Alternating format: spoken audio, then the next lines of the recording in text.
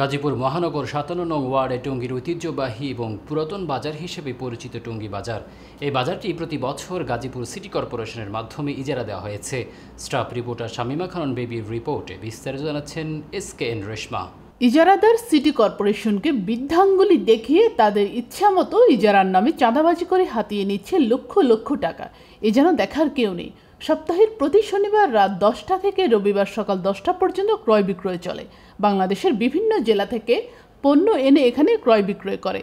City কর্পোরেশনের ইজারার একটি আইন থাকলেও ইজারাদাররা সে আইনকে অমান্য করে তাদের ইচ্ছে মতো ইজারার নামে চাঁদা আদায় করে। এ বিষয়ে সরেজমিনে গিয়ে দেখা যায় ইজারাদার প্রতিটি দোকান থেকে ইজারার নাম করে ৬০০ টাকা আদায় করছে। দোকানদারদের দেওয়া হচ্ছে না কোনো রসিদ। এ বিষয়ে নাম না প্রকাশ করার শর্তে একাধিক দোকানদারগণ জানান, আমরা প্রতি শনিবার রাতে কাপড় বিক্রয় করতে আসি টঙ্গী বাজারে।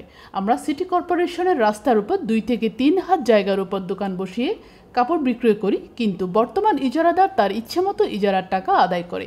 আমরা যদি টাকা দিতে একটু দেরি করি তাহলে আমাদের উপর নির্যাতন চালায়। আমরা ভয়ে সে যা চাই তাই দিয়ে দিই। বর্তমানে আমরা একটি দোকানের ইজারা ৬০০ টাকা সহ মোট ১,০০০ থেকে ২,০০০ টাকা চাঁদা দিতে হয়। এ বিষয়ে গাজীপুর সিটি কর্পোরেশনের সম্পত্তি কর্মকর্তা নুরুজ্জামান মৃধার সাথে কথা হলে তিনি বলেন, টঙ্গী বাজার ইজারা দেওয়া হয়েছে সরকারের নিয়ম মেনে। সিটি কর্পোরেশনে যে সকল বাজার ইজারা দেওয়া হয়েছে তারা সিটি কর্পোরেশনের সরকারের নিয়ম মেনে খাজনা আদায় করবে।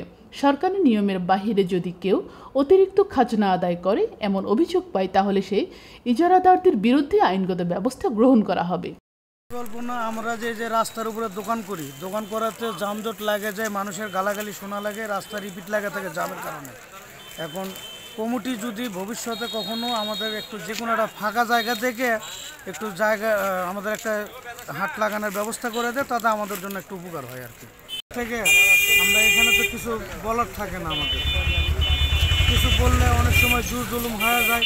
অনেক সময় খাজনা যারা নিতে আসে এরাও মনে করেন যে হয়তো একটা কাস্টমার আছে, দিতে 1 মিনিট দেরি হলে রাগারাগি করে, এই জন্য আমরা কাস্টমার বাদ দিয়ে ওনাদেরকে টাকা দিতে হয়।